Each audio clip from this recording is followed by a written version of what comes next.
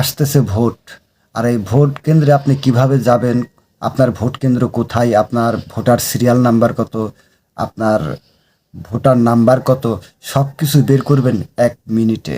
আপনার আর ভোট কেন্দ্রে গিয়ে অপেক্ষা করতে হবে না সিরিয়াল নাম্বার বের করার জন্য, আপনার ভোটের নাম্বার বের করার জন্য।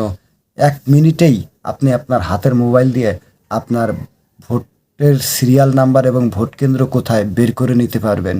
আপনার সময় বাঁচবে, আপনি দ্রুত গিয়ে ভোট দিয়ে আপনি আপনার গন্তব্যে পৌঁছায় দিতে পারেন।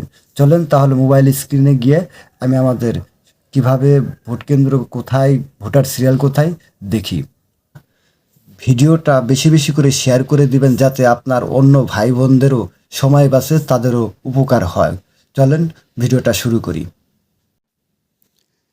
প্রথমে প্লে স্টোরে যাবেন। প্লে স্টোরে গিয়ে এখানে সার্চ বারে লিখবেন স্মার্ট ইলেকশন।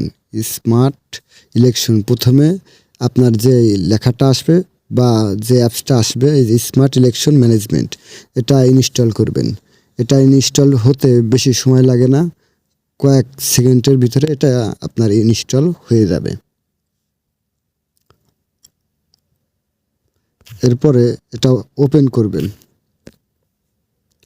স্মার্ট ইলেকশন এটা ওপেন করার পর আপনার যে ভাষায় বোঝেন, ইংলিশ অথবা বাংলা, আমি ইংলিশ দিলাম। ইংলিশ দেওয়ার পরে এইখানে ন্যাশনাল পার্লামেন্ট ইলেকশন, এটার পর টাচ করবেন। এখানে সার্চ বার আসবে। এখানে আপনার কোন জেলা বা কোন থানা, এটা ঢাকা দেয়া আছে, আমি রাজবাড়ী দিয়ে নেব। আমি রাজবাড়ী 1 আসন, এই যে উপরে আসছে 2টা আসন, আমি এখানে সার্চ বারে সার্চ করব। এখানে আপনার ন্যাশনাল আইডি কার্ডের নাম্বারটা দিয়ে দেব। আপনার আইডি কার্ডের নাম্বার আপনি দিয়ে দিবেন। এখানে আপনার জন্ম তারিখ দিবেন,